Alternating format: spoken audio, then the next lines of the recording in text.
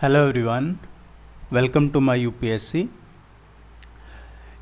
Civil services या state PSC की जो प्रिपरेशन कर रहे हैं आप में से, ये रेगुलर यहाँ पे आपको डेली बेसिस पे करंट अफेयर्स के टेस्ट करवाए जा रहे हैं। आप चाहें तो इस कोर्स को सब्सक्राइब कर सकते हैं, चैनल को सब्सक्राइब कर लीजिए और कोर्स का लिंक है जो नीचे डिस्क्रिप्शन में अवेलेबल है, आप जाके ज़रूर चेक करें। आपको मॉक टेस्ट और पीडीएफ मिल जाएगा इसका डेली बेसिस पे, और आपको एक कंटिन्यूटी रेगुलरिटी बनी रहेगी प्रिपरेशन में, और करंट अफेयर का कोई भी क्वेश्चन कहीं से भी आपका मिस नहीं हो पाएगा। और चाहे यूपीएससी जो स्क्रीनिंग एग्ज़ाम है, प्रिलिमिनरी एग्ज़ाम, या फिर स्टेट पीएससी एग्ज़ाम की बात करें तो लगभग मोर देन 70% पेपर है जो आपका करंट अफेयर्स के आसपास से ही आता है। अगर स्टैटिक पोर्शन भी आता है जीएस में, हिस्ट्री, पॉलिटी, जियोग्राफी, इकोनॉमी, तो वो करंट अफेयर्स से ही कहीं ना कहीं जुड़ा हुआ होता है। इसलिए करंट अफेयर्स बहुत ज़रूरी है अगर आप प्रिपरेशन कर रहे हैं स्टेट पीएससी या यूपीएससी सिविल सर्विसेज की। और भी कई एग्जाम्स जिनमें जनरल स्टडीज़ का, जनरल अवेयरनेस का पेपर होता है, वो भी करंट अफेयर से रिलेटेड पूछते हैं। ऐसा नहीं है कि किसी भी एग्जाम में रैंडम कोई भी एग्जामिनर है या पेपर बनाने वाला कहीं से भी उसकी मर्जी से क्वेश्चन बना लेते हैं। वो भी थ्रोली चेक करते हैं और जो ट्रेंड में रहता है उसी के बेसिस पे पेपर बनाते हैं, चाहे जो आपके सिलेबस के अकॉर्डिंग होता है। आप सब्सक्राइब जरूर कर लीजिए, उससे सपोर्ट रहेगा। Let's begin.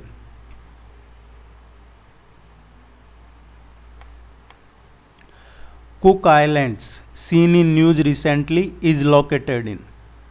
देखिए, हर क्वेश्चन के पीछे, जैसा मैंने कहा, कोई रीजन, ट्रेंड रहता है, कोई कॉन्टेक्स्ट रहता है। अभी रिसेंटली जो बिडेन एडमिनिस्ट्रेशन है, जो इसका अमेरिकन प्रेसिडेंट ने ये कहा है कि वो कुक आइलैंड्स को और जो न्यू आइलैंड है उनको रिकॉग्नाइज करेंगे। ये है जो, इसलिए ये चर्चा में है। इन्होंने अनाउंस किया है यूएसए ने कि वो कुक आइलैंड्स को वापस रिकॉग्नाइज करेंगे। कुक आइलैंड है कहाँ पे? कुक आइलैंड्स है जो ये साउथ पैसिफिक में है। साउथ पैसिफिक ये एक नेशन है। कुक आइलैंड एक्चुअली आइलैंड्स ये एक नेशन है। कहाँ पे? साउथ पैसिफिक में। साउथ पैसिफिक या न्यूजीलैंड, न्यूजीलैंड देखिए, साउथ यहाँ, न्यूजीलैंड ये यहाँ पे कुक आइलैंड है। तो और दूसरा, यहाँ पे जो डिफेंस पॉलिसी है, फॉरेन पॉलिसी है और करेंसी है।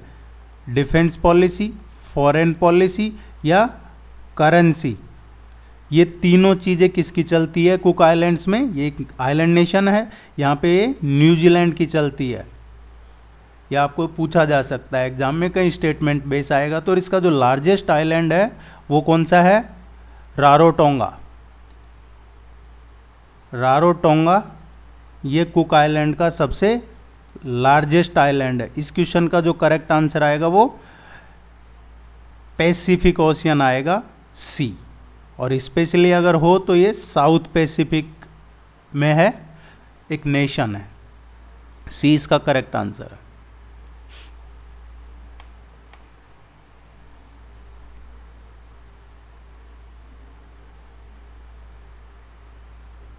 नेक्स्ट देखते हैं, consider the following statements with respect to IMF, International Monetary Fund. ये थ्रू आउट चर्चा में रहते हैं। IMF membership to the in the UN, membership in the UN is a prerequisite condition for membership in IMF। इसका मतलब शर्त होता है, जिनको नहीं पता है, कंडीशन या कोई शर्त। सो स्टेटमेंट फर्स्ट है कि IMF का मेंबर बनने के लिए शर्त यह है कि वो UN का मेंबर भी होना चाहिए। ये स्टेटमेंट है जो क्वेश्चन करेक्ट पूछ रहा है, ये इनकरेक्ट है, गलत है। ये शर्त नहीं है। जो कंडीशन है वो ये है कि IMF का मेंबर बनने के लिए IBRD है, उसका मेंबर होना जरूरी है। किसका मेंबर होना जरूरी है IMF का मेंबर होने के लिए? IBRD का मेंबर होना जरूरी है। दूसरा स्टेटमेंट है, presently India is the 8th largest holder of SDR, special drawing rights quota. So ये स्टेटमेंट सही है। प्रेजेंट शेयर जो इंडिया का है, प्रेजेंट शेयर इंडिया का 2.75 है। और इंडिया 8th लार्जेस्ट है IMF कोटा में, अभी 8th लार्जेस्ट है, तो ये स्टेटमेंट सही है। IMF grants extended fund facility for low income countries with urgent balance of payment need. ये क्वेश्चन इसीलिए चर्चा में है क्योंकि अभी रिसेंटली जो क्राइसिस, इकोनॉमिक क्राइसिस हुआ है श्रीलंका में, उसको हैंडल करने के लिए IMF ने प्रपोज किया है एक्सटेंड क्या दिस EFF। ये टर्म ध्यान रखिएगा, ये पूछी जा सकती है आपके एग्जाम में। EFF ये एक्सटेंडेड फंड फैसिलिटी है। एक्सटेंडेड फंड फैसिलिटी ये इकोनॉमिक क्राइसिस के लिए अभी श्रीलंका के लिए एक्सटेंड किया प्रपोज IMF ने। लेकिन इसमें क्या है, इसमें एक्सटेंड करता है लोन टू वेरियस कंट्रीज के लिए। ऐसा नहीं है कि ये लो इनकम कंट्रीज के लिए है, ये लो इनकम कंट्रीज के लिए नहीं है, सब लगभग सभी कंट्रीज के लिए है, लेकिन ये लोन ऑफर करता है इकोनॉमिक क्राइसिस में। तो ये लो इनकम कंट्रीज की वजह से ये स्टेटमेंट गलत है। इसका करेक्ट आंसर आएगा C, second only.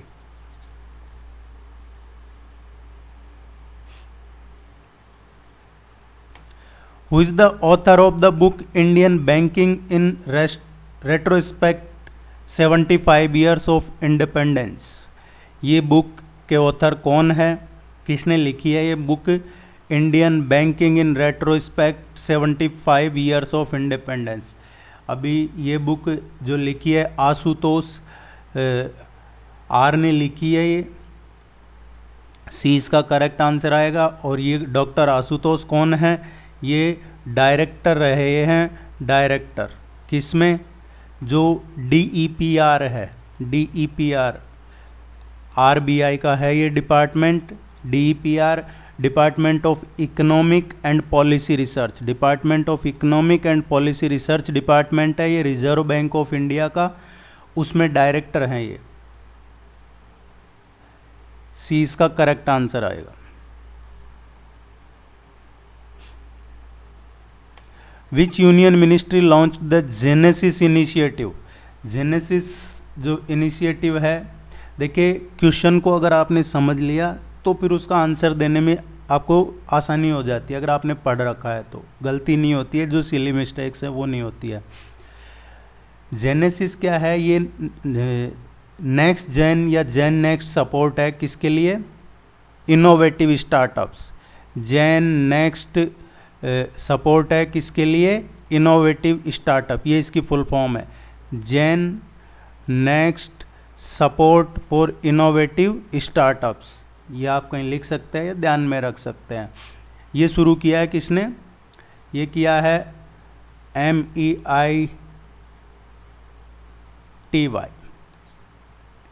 Ministry of electronics and information technology.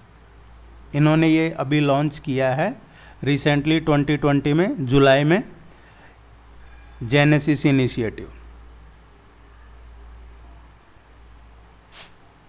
Consider the following statement with respect to medical termination of pregnancy act 1971। इसमें the act prohibits unmarried women who are between 20 to 24 weeks pregnant from aborting pregnancy. So ये statement correct है। इसका जो medical termination of pregnancy act है 1971, उसमें ये it was prohibited for unmarried womens, ठीक है, ये करेक्ट है। एंड अमेंडमेंट इन 2021 2021 में अमेंडमेंट किया, और फिर इसको जो सर्वाइवर्स है, women such as rape survivors, उनके लिए ये स्पेशल कैटेगरी बनाई और ये बढ़ा के कर दिया 26 वीक अबॉर्शन का। लेकिन इसमें क्या है, इसमें जो किया है ये 26 वीक नहीं किया था, ये 24 वीक किया था, इसलिए ये स्टेटमेंट गलत है। और इसमें ये था कि 2 रजिस्टर्ड डॉक्टर्स की भी वो चाहिए, it allowed abortion with in 12 weeks of pregnancy requiring the opinion of one doctor. देखिए ये क्वेश्चन क्यों आया है, क्योंकि अभी रिसेंटली एक significant ruling on reproductive rights, ये जरूर ध्यान में रखिएगा आप, रिप्रोडक्टिव राइट्स सुप्रीम कोर्ट ने एक्सटेंडेड किया है the right to safe and legal abortion up to 24 weeks of pregnancy to unmarried and single womens के लिए। 24 वीक के लिए ये कर दिया है सुप्रीम कोर्ट ने, जो अनमेरिड और सिंगल वीमेंस हैं उनके लिए, इसीलिए ये चर्चा में है और ये क्वेश्चन पूछा जा सकता है एग्जाम में। काफ़ी बड़ा मेजर डिसीजन है सुप्रीम कोर्ट का, और इसका जो पर्सपेक्टिव होगा ये यही होगा, रिप्रोडक्टिव राइट्स। सो ये भी करेक्ट है, सी इसका करेक्ट आंसर आएगा, इसको जरूर पढ़िएगा आप डिटेल में।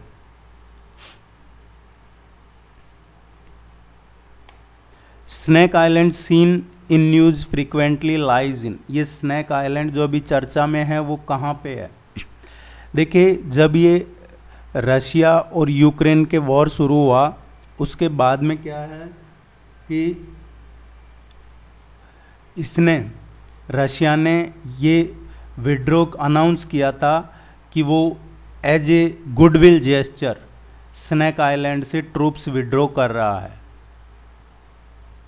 स्नैक आइलैंड है, ये बिलोंग करता है यूक्रेन से, और कहाँ पे लोकेटेड है ये? ब्लैक सी में, ब्लैक सी में लोकेटेड है, और ये यूक्रेन से बिलोंग करता है। और ये कहाँ पे है? जो डेन्यूब डेल्टा है उसके पास में है ये। यहाँ से विड्रॉ करने का, खैर अब तो रशिया ने 4 जो नेटो कंट्रीज हैं उनको भी अभी मिलाया है जो अभी टेंशन और बढ़ा दी है रशिया ने।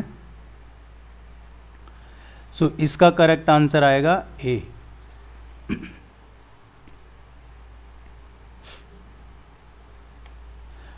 On tap licensing provided RBI means, on tap licensing इसका मतलब क्या है? ऑन टैप लाइसेंसिंग क्या होता है?